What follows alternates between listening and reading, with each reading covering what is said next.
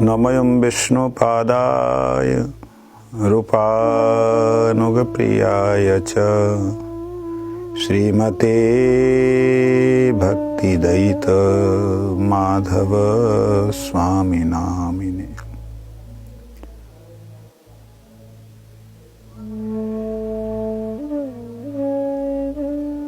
आज हमारे परमाराध्य गुरुदेव ओम विष्णुपाद 108 श्री श्रीमद् भक्ति वल्लभ तीर्थ गोस्वामी श्रील गुरुदेव के परमाराध्य गुरुदेव, मतलब आज हमारे परम गुरुदेव श्रील भक्तिदयित माधव गोस्वामी महाराज जी का शुभ आविर्भाव है।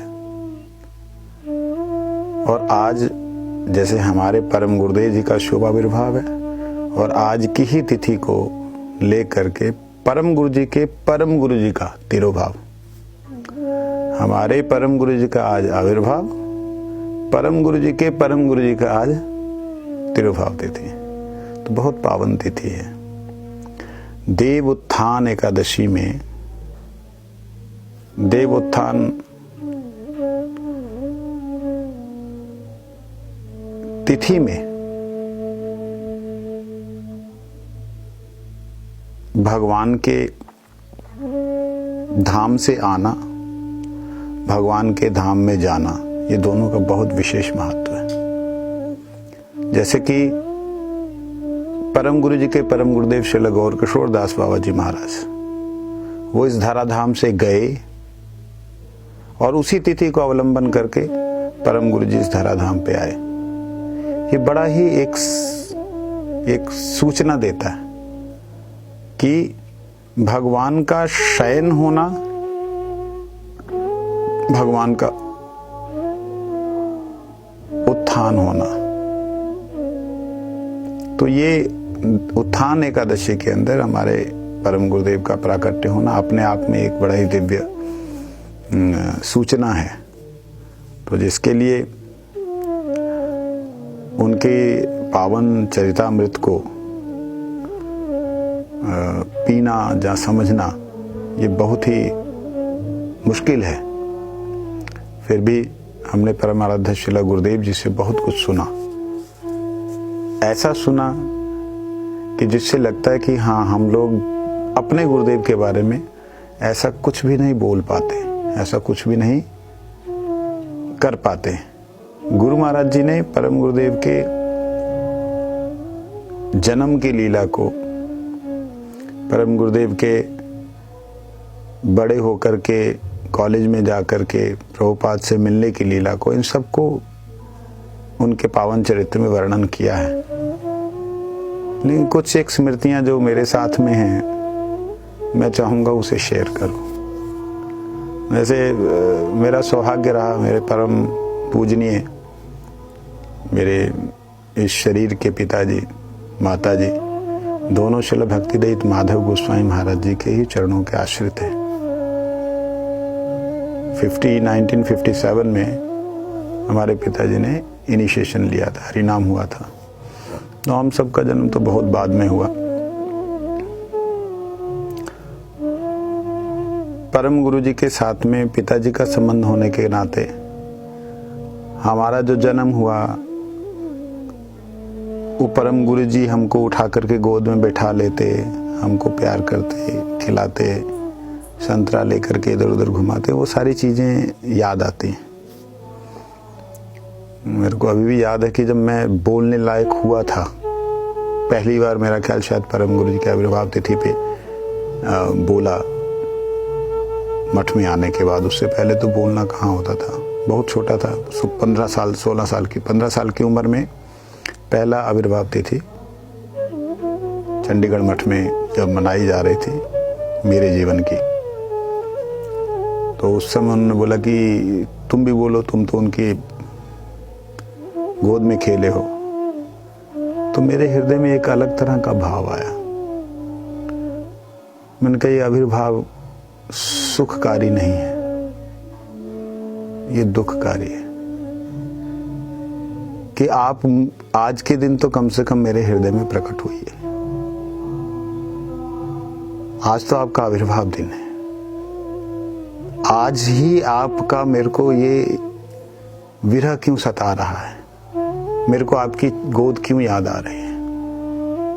मैं पता नहीं उस वक्त, यूं कहें कि शायद परम गुरु जी ने उस वक्त मुझे एक्सेप्ट किया एज ए ब्रह्मचारी। मेरे को उनकी गोद बार बार याद आ रही थी। मैं फूट फूट के रोने लगा कि ये आविर्भाव है, आविर्भाव में मिलन होता है, लेकिन ये बिछो क्यों है, मुझे अब ले लीजिए, मैं आपके चरणों में आ गया हूँ, मेरे इस शरीर की कोई आवश्यकता नहीं, अब मेरे को आप अपनी गोद में हमेशा के लिए ले लीजिए। ऐसा एक भाव जो है हृदय में प्रकट हुआ। आज के दिन में उनके बारे में क्या बोलूं, उनकी ही कृपा है कि जिसके कारण प्रभुपाद जी के अनेकों गण जो हैं, भक्ति सिद्धांत सरस्वती ठाकुर जी के अनेकों शिष्यों का संग मिला। उनके पास में छोटा सा बच्चा था, हर कोई पकड़ लेता था, उठा लेता था, प्यार करता था। बड़े बड़े वरिष्ठ जो प्रभुपाद जी के, भक्ति सिद्धांत सरस्वती ठाकुर जी के जो सन्यासी वृंद थे, उनका दर्शन हुआ। 3-4 सन्यासी जो गुरु वर्ग थे, उनका मेरे को दर्शन बचपन में वो अभी भी स्मरण है। श्रीला कृष्णदास बाबा जी महाराज, जो कि नाम के महान आचार्य हुए।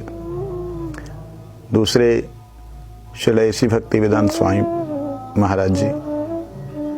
तीसरा परम गुरुदेव, जो कि मेरे को बिल्कुल बाल्यकाल में जिनका दर्शन बिल्कुल समझो एक स्मृति पटल के ऊपर वो ऐसी छाया सी है कि वो कोई थे, उनकी स्मृति वो है। वो कभी फिर चंद चर्चा करेंगे। आज तो परम गुरु जी का आविर्भाव है, उस उपलक्ष्य में बोलना चाहता हूँ। इतना कुछ है मन में कि मैं सब कुछ एकदम खिचड़ी जैसे लफड़ा बना हुआ है कि किसको बोलूं किसको ना बोलूं। लेकिन हाँ, चलिए, एक विशेष गुण परम गुरु जी का जो देखा गया वो ये था, सत्तीर्थ प्रीति सद्धर्म गुरु प्रीति प्रदर्शी ने। उन्होंने अपने गुरु भाइयों को ऐसा प्रेम दिया कि जो अतुलनीय है, उसकी तुलना ही नहीं है। ऐसा गुरु भाइयों के प्रति प्रेम का जो सद्धर्म है, जो सत स्वभाव है, वो प्रदर्शित किया, जो कि एक मिसाल है।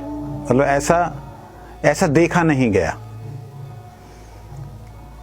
एक अद्भुत आदर्श। एक समय ऐसा आया था भक्ति सिद्धांत सरस्वती ठाकुर जी के जाने के बाद कि सभी गुरु भाई जो थे भक्ति सिद्धांत सरस्वती ठाकुर जी के शिष्यगण, वो लोग एक ही छत्र के नीचे, मतलब एक ही आश्रम के अंदर थे। परंतु प्रभुपाद जी ने देखा, मैंने सबको एक एक दिग्गज बनाया है, सबको मैंने इस मिशन को आगे चलाने के लिए बनाया। एक ही जगह रहेंगे, एक ही आचार्य रहेगा, तो क्या ये लोग प्रचार करेंगे।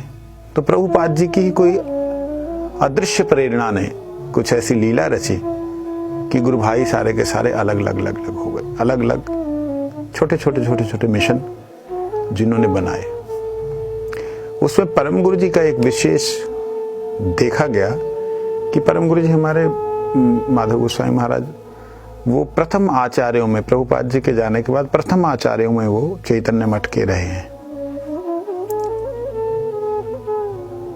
वहां पे और भी गुरु भाई लोग हरिनाम देते थे, जैसे श्रील भक्ति विलास तीर्थ गोस्वामी महाराज जी, परम आदरणीय, परम पूजनीय,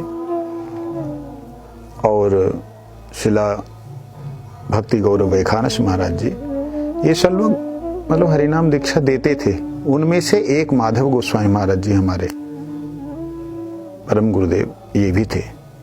परंतु लीला कुछ ऐसी रची प्रभुपाद जी ने, कहा कि तुम सब इकट्ठे एक ही जगह रहोगे तो प्रचार में बहुत सुविधा नहीं होगी। उस लीला के अंतर्गत परम कुछ बाहर से देखने में ऐसे लगता कि लड़ाई हुआ या तकरार हुआ, ऐसा बाहर से देखने में लगता है। तो वो बाहर की दृष्टि वाले लोगों के लिए ये बात मैं बोलने जा रहा हूं कि जो लोग ये देखते हैं कि परम गुरु जी जो हैं वो वहां से निकल गए, वहां से निकल आए, उनको निकाल दिया गया, या वो जो जिन्होंने निकाला वो सही नहीं किया। जिस प्रकार की दृष्टि रखने वाले लोगों के लिए मैं बात कहने जा रहा हूं कि आदर्श कैसा होता है। परम गुरु महाराज जी जब अपने ज्येष्ठ गुरु भ्राता को देखते थे, साष्टांग लेट के प्रणाम करते थे, और वो भी उनको प्रणाम करते थे। ऐसा नहीं हुआ कि एक दूसरे का मुख देखना बंद हो गए, एक दूसरे को प्रणाम करना बंद हो गए। वो उनके स्वरूप को जानते हैं और ये उनके स्वरूप को जानते हैं, दोनों एक दूसरे के स्वरूप को जानते हैं, इसीलिए दोनों एक दूसरे का अपमान नहीं कर पाए। लेकिन हमारे जैसे कुछ जीव जो हैं, उन्होंने उनके अंदर जो है भेद देखा, जहां भेद का अनुभव किया, उनके अंदर ऐसा बिल्कुल नहीं था। इसीलिए भक्ति सिद्धांत सरस्वती ठाकुर जी ने जो जाने से पहले एक उपदेश दिया कि सभी लोग रूप रघुनाथ की वाणी का श्री राधा रानी के अनुगत में रह करके एक साथ प्रचार करना, तो एक साथ प्रचार का जो उद्देश्य प्रभुपाद जी का था, उसको परम गुरु जी ने विशेष रूप से लिया। उन्होंने क्या किया, जितने उनके गुरु भाई थे, बड़े गुरु भाई, सब बड़े बड़े गुरु भाई थे, और जितने समान थे अथवा छोटे थे, उन सबको इनवाइट करते थे, उन सबको सेवा में, उन सबकी सेवा में अपने जो शिष्य थे उनको लगाते थे कि जाओ, उनको ये चीज पसंद है, उनको वो चीज बना के दो। अपने सारे शिष्यों को उनकी सेवा में रखते थे। 5-5 दिन का, 7-7 दिन का प्रोग्राम होता था। अलग अलग आचार्य लोग आते थे, उनका नाम उसमें इन्विटेशंस में छपाया जाता था। बड़ी विशाल सभाएं होती थी। उसके अंदर कुछ ऐसे भी थे जो कि परम गुरु जी के मठ से निकलने पर कुछ ऐसे शब्द बोलने वाले कि ये तो अपने प्रतिष्ठा के लिए निकला है, गुरु बनने के लिए निकला है, वो भी आते थे। उनको भी साष्टांग प्रणाम, मतलब मेरे गुरु भाई आ रहे हैं। गुरु भाइयों ने आखिर में जाने से पहले और परम गुरु जी के लीला में प्रवेश करने के बाद इस बात को बोला कि माधव महाराज जो प्रीति दे करके गए हैं, वो हमको प्रभुपाद जी की प्रीति का अनुभव होता है। मतलब गुरु भाइयों के प्रति प्रीति ही नहीं, केवल उन्होंने क्या किया, जिस गुरु भाई के पास पैसा नहीं है और कोई संस्था जगह नहीं है, उनको उन्होंने बोला कि आप इधर उधर मत घूमिए, ठीक है, आप मेरे आश्रम में नहीं रह सकते क्योंकि मेरे से ज्येष्ठ हैं, बड़े हैं, तो आप जगह ले लीजिए। वो कहते मेरे पास जगह नहीं। परम गुरु ने अपनी जगह दी, जो उनके पास जगह थी वो उसका टुकड़ा उनके नाम कर दिया। और कई गुरु भाइयों को जिनके पास पैसा कम था, उनको पैसा देकर के उनकी जगह दिलवाई। मायापुर के अंदर लगभग 10-15 मठ ऐसे हैं, 10-15 गुरु भाई लोग ऐसे परम गुरु जी के, जिनको परम गुरु जी ने फाइनेंशियली हेल्प की, दवाइयों से हेल्प की। तो इस प्रकार से वो जो एक प्रभुपाद जी का जो भाव था कि सब एक छत्र राधा रानी के आश्रय में रूप रघुनाथ की वाणी का प्रचार करे, जो एक भाव था, उसको परम गुरु ने संरक्षित सुरक्षित रूप से प्रकट किया। परम गुरु जी का एक बड़ा ही विचित्र स्वरूप के अंदर उनका जो माधुरी थी वो बड़ी दिव्य थी। अगर मैं इसमें दिखला पाता तो अलग बात थी। परम गुरु जी के प्रत्येक रूप में, मतलब यौवन का, थोड़ा सा बड़े होने का, उससे बड़े होने का, वृद्ध अवस्था का, सब में चेहरे में इतना डिफरेंस है, यहाँ तक कि कई बार एक ही समय में खींची हुई पिक्चर्स जो हैं उसमें ही रूप के अंदर चेंजेस नजर आती थी। लेकिन एक सिमिलरिटी जो है भक्ति सिद्धांत सरस्वती ठाकुर जी से मिलती थी।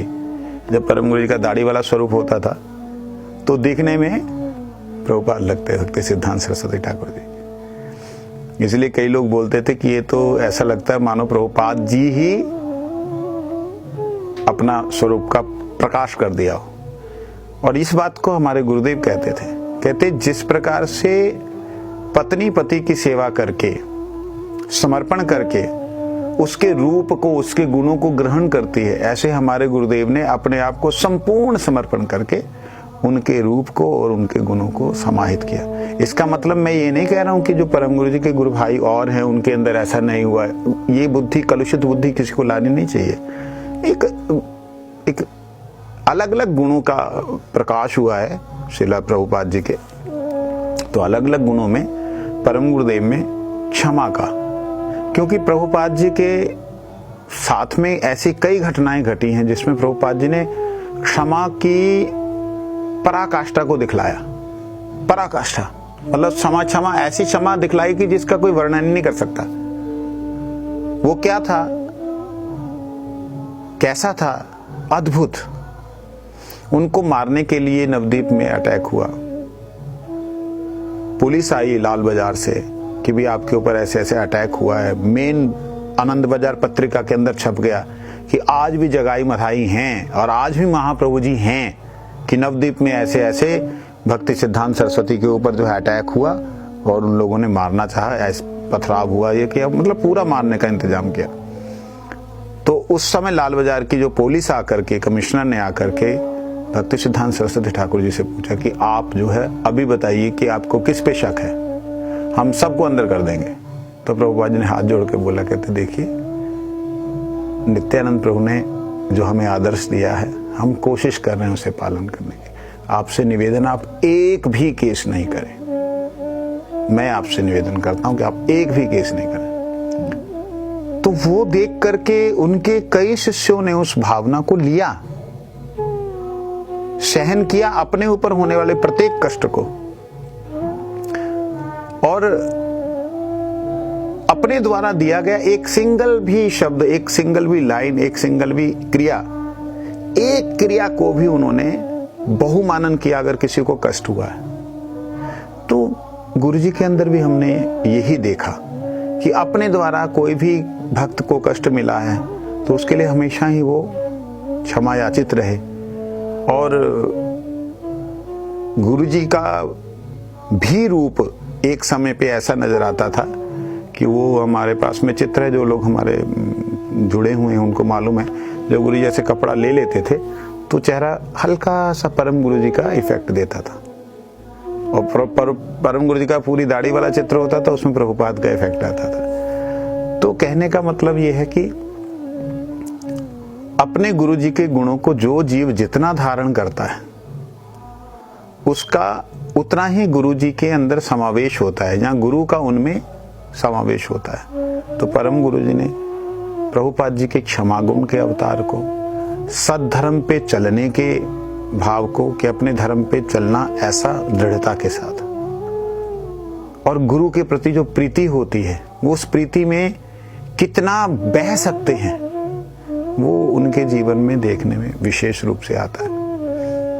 परम गुरु जी के जीवन की कई घटनाएं हैं, समय हमारे पास में कम है, लेकिन फिर भी उनके जीवन की ऐसी घटनाएं हैं जिनको याद करना मैं जरूरी समझता हूँ। जैसे परम गुरु जी के पास में कभी भी किसी भी वैष्णव का अगर ये आ जाता था कि मेरे को जो है पैसे की जरूरत है, मेरी दवाई की जरूरत है, तुरंत परम गुरु जी उधार लेकर के, उन्होंने बोल रखा था कि कभी भी किसी भी वैष्णव को बीमारी के लिए, इलाज के लिए पैसा चाहिएगा तो हमें उधार, अपने आप को बिक्री करके भी अगर हमें उसकी सेवा करनी तो करनी है।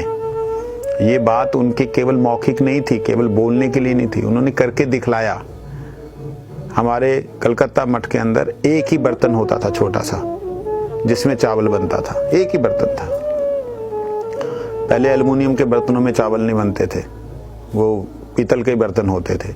एल्युमिनियम तो अंग्रेजों ने जो है चालू किया जिससे कि लोगों के सब घुटने खराब हों, लोग मरे।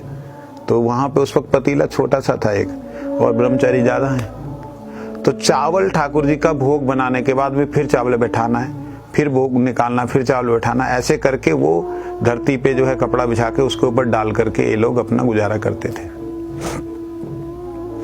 ऐसी अवस्था में परम पूज्य श्री जगमोहन दास ब्रह्मचारी जी, जो कि प्रभुपाद जी के शिष्य थे, वो रसोइया थे, वो भंडारी थे। उनके पास ही सारे मठ का हिसाब किताब रहता था। परम गुरु जी को एक टेलीग्राम आया कि मेरा ऑपरेशन होना है, मेरे को उस 50 रुपए की शायद उस समय जरूरत थी। 50 रुपए उस समय के बहुत बहुत मायने रखते थे 50 रुपए। तो जिस समय $1 और $1 एक बराबर थे, उस समय की बात कर रहा हूं, तो उस समय 50 रुपए की कीमत बहुत थी। तो परम गुरु जी के पास ये बात आई कि भी क्या किया जाए। परम गुरु जी ने कोई सोचा नहीं, कोई विचार नहीं किया, तुरंत उन्होंने निर्णय किया कि जगमोहन से बोलूं कि जा करके उधार करके भेजे, मनी ऑर्डर करे। जगमोहन प्रभु जी से पूछा कि बताइए आपके पास कुछ पैसा है? कहते क्या बात है? कहते कोई बात है? कहते हाँ मेरे पास 25 रुपया है। 25 रुपया कैसे? ये हम तो पैसे तो हमको मिलते ही नहीं। वो लोग मुष्टि भिक्षा करते थे। मुष्टि भिक्षा मतलब डेली का हर आदमी उस समय में चावल बनाने से पहले ऐसे मुट्ठी निकाल करके चावल रख देता था, उसको इकट्ठा करके रखते थे और उस चावल को वो लोग इकट्ठा करके रखते थे। ये कोई एकादशी के दिन ले आता, कोई सप्ताह में ले आता, जितनी भी संस्थाएं थी सब मुष्टि भिक्षा से चलती थी। तो उसमें से कभी कोई 1 रुपया 4 आना डाल देता था, तो वो पैसे इकट्ठे कर करके वो 25 रुपए हुए थे। जो सब्जी की भिक्षा होती थी वो सब्जी मंडी में जाना, सब्जी मंडी में बोलना भैया दे देते। वो लोग जो टूट जाते थे, फल सब्जियां टूट गई या थोड़ी सी खराब हो रही, वो सब दे देते थे। ये लोग उसमें से खराब काट के उससे बनाकर ठाकुर जी को भोग लगाते थे। ऐसा जीवन यापन किया है। आज हम लाट साहब बन करके यहाँ घूम रहे हैं और हम लोग एक भी पैसे की कीमत नहीं जानते हैं। उन लोगों ने एक भी पैसा, प्रभुपाद जी के शिष्यों ने एक भी पैसा, प्रभुपाद जी के शिष्यों, भक्ति सिद्धांत सरस्वती ठाकुर जी के शिष्यों की एक विशेषता रही है कि उन्होंने एक भी पैसे का दुरुपयोग नहीं किया।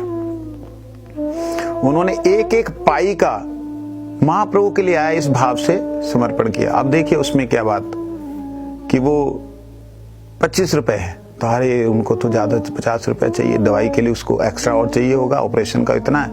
उनको लगभग एक अमाउंट समझो उन्होंने निश्चित किया कि इतना पैसा हमने भेजना है। तो कैसे करें? जाओ गोविंद बाबू से उधार लेके आओ। गोविंद बाबू वहां एक गुरु भाई थे, भक्ति सिद्धांत सरस्वती ठाकुर जी के शिष्य, तो उनसे लेके आओ। उनके पास गए, उनसे कुछ पैसा लिया। मेरा ख्याल लगभग उस वक्त 60-70 रुपया उन्होंने मनी ऑर्डर किया। फिर बाद में पूछा आपने पैसा जो रखा था वो क्या, उसको तो अभी तो कहते कोई बात नहीं। परम गुरु जी ने बोला अंतर्यामी आपने जो रखा था किस लिए रखा था, वही क्या लाना था? कहते हमारे बर्तन लेके आना था। कहते देखो बर्तन तो आ जाएगा, गुरु भाई दोबारा नहीं आएगा, साधु नहीं आएगा। तो ऐसा साधु के लिए समर्पण भाव, साधु सेवा के लिए समर्पण भाव, और भी बहुत से इसमें लीलाएं हैं। हमारे गुरुदेव का भी ऐसा देखने में आया, जहां भी जिसको भी जरूरत पड़ी शरीर के इलाज के लिए, गुरुजी ने एकदम मतलब सब कुछ छोड़ करके, सारे कार्यों को छोड़कर उस सेवा को किया। तो परम गुरु जी की लीला अद्भुत है। मैं आप सबको बहुत बहुत बधाई देता हूं और आज प्रार्थना करता हूं परम गुरुदेव के श्री चरणों में कि आप कृपा करें। आपके अभिन्न तत्व मेरे गुरुदेव, उन्होंने बड़ी कृपा की है। मैं आपके दिखाए हुए मार्ग पर शुद्ध रूप से चल पाऊं, मेरा जीवन आपके लिए है और आप ही से आगे चलाइए। मुझसे जो भूल हुई है कृपया करके मुझे क्षमा करें। आज श्रील गौर किशोर दास गोस्वामी जी महाराज का भी, बाबा जी महाराज का तिरोभाव है, उनके चरणों में प्रार्थना है, कृपा करें। आपका वैराग्य तो अद्वितीय है, इसलिए आप कृपा करें वैराग्यमय जीवन मेरा बन सके, यही आपके चरणों में प्रार्थना है। पतित पावन परम करुणा में नित्य लीला प्रविष्टो विष्णुपाद भक्ति दयित माधव गोस्वामी महाराज की जय। तदीय आविर्भाव तिथि पूजा महामहोत्सव की जय। जय नित्य लीला प्रविष्टो विष्णुपाद श्रील गौर किशोर दास बाबा जी महाराज की जय। तदीय तिरुभाव तिथि पूजा महामहोत्सव की जय। गौर प्रेमानंदे हरि हरि।